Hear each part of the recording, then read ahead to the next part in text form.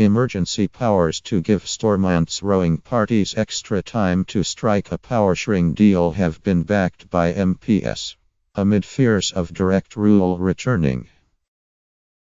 Northern Ireland Secretary James Brokenshire brought the measures before the Commons in a bid to create a 3-week window after the June 8 general election to enable an agreement to be reached. They also allow Westminster to set and collect rates to fund local council services as well as pave the way for future legislation enabling MPS to set a budget in Northern Ireland if no executive is formed after the latest round of talks. Democratic Unionist Ian Paisley, North Antrim, was among those who warned that the Northern Ireland ministerial appointments and regional rates bill has tipped the scales in favor of direct rule. Mr. Brokenshire earlier denied the draft legislation represents a return to direct rule, saying it was up to the parties in Northern Ireland to sort out their differences. He told MPS, "My point remains that does not need to be the outcome. The outcome that we want to see is an executive being formed. The outcome that we want to see is devolved government being put into place, making decisions within Northern Ireland for the people of Northern Ireland." MPS gave the bill an unopposed third reading, and it will undergo scrutiny by peers before it can become law. Shadow Northern Ireland Secretary Dave Anderson was criticised during the debate on the bill after he said British soldiers and the security services who served during the Troubles in Northern Ireland should face investigations if they did not act correctly.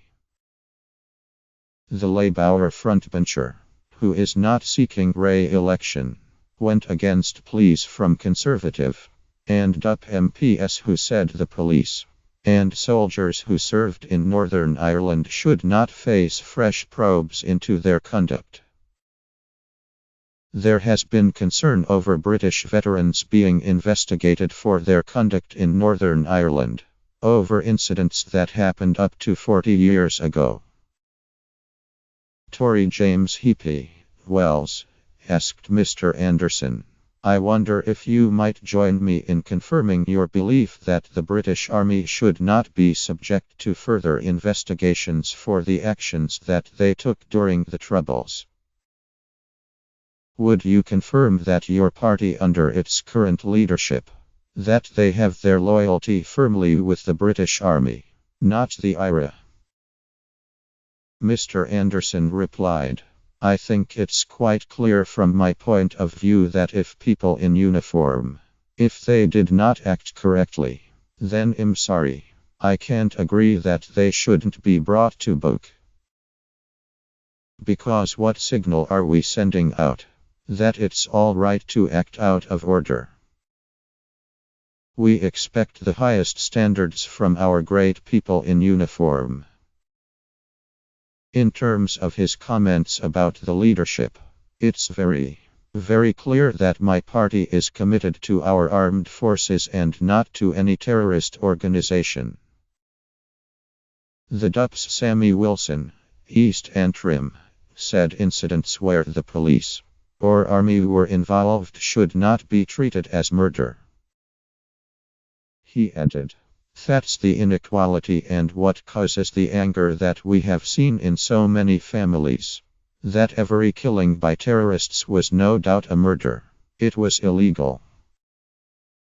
But in many occasions, those incidents in which soldiers and policemen were involved were in protection of life and property, and therefore should not be treated by the authorities as if there was something illegal involved in the incident."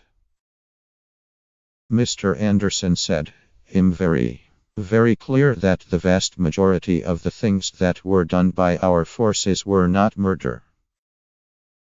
But there's a process that has fallen apart, a process of investigation that we need to put back together again. that we need to get to the bottom of. If there are some cases that could be construed, and this is quite clearly in the agreements that people have signed up to in the past to try and make this work, then we've got to get to the root of them and we've got to get them aired out in public.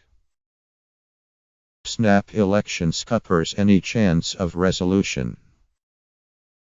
Meanwhile, Sinn Féin MLA Jerry Kelly has said Theresa May's decision to call a snap general election has effectively scuppered any chance of resolution in the Stormont talks. Mr. Kelly said, "The announcement of the Westminster election effectively scuppered any chance of a resolution which would have seen the institutions restored on the basis of equality, respect and integrity. A resolution was doable at any stage of the talks if there had been political will on behalf of the British government and the DUP. Instead, the Tories continued to pander to the DUP's agenda of blocking progress on equality and refusing to give the Lord Chief Justice the funding for legacy inquests.